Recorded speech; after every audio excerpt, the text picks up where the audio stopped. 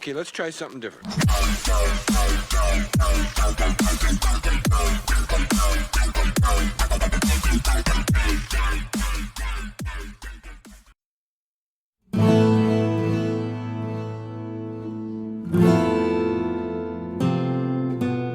Diablo – легендарна гра від компанії Blizzard.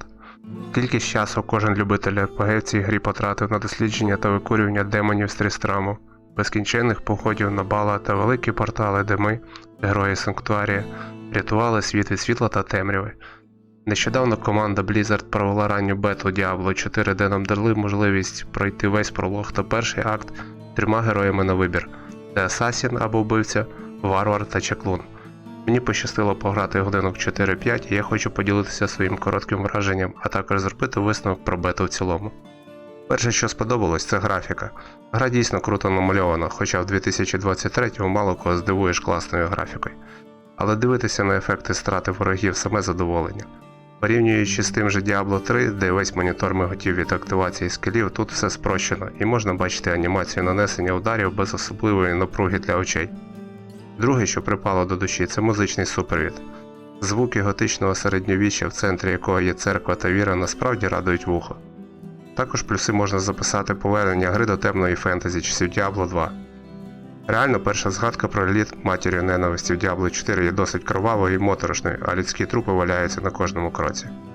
Гра пропонує нам відкритий світ з елементами ММО. Що це означає? Якщо ти граєш в соло, то живих персонажів ти можеш зустріти у великих містах або спеціальних локаціях, таких, наприклад, де є світовий бос, або PvP-зони, де можна буде товкти пику один одному, хоча бетка цього поки не пропонує.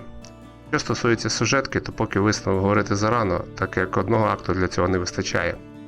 Є багато побічних завдань, тому хто хоче розмітати демонів за додаткову нагороду та репутацію території, завжди таке знайдеться. Сама ж репутація впливає на ачівки, які ви можете отримати, набравши конкретну її кількість, для прикладу додаткові бали вміння персонажу. Що не сподобалось, так це інтерфейс. Таке враження, що його сперли десь з мобільної гри. Також нам не дали протестити анонсований транспорт. А ще тут ввели, порівняно з попередніми серіями Diablo, нового NPC-травника, де ми можемо апгрейдити свою банку хіл-понтів, але для цього тут вдумайтесь. Нам прийдеться збирати траву по всьому світу Diablo 4.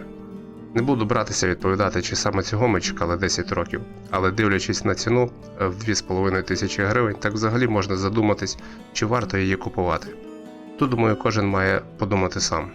Але я впевнений, що як фанатам, так і новим гравцям гра дуже сподобається, і ми будемо чекати релізу, щоб 6 червня разом знову врятувати Санктуарій.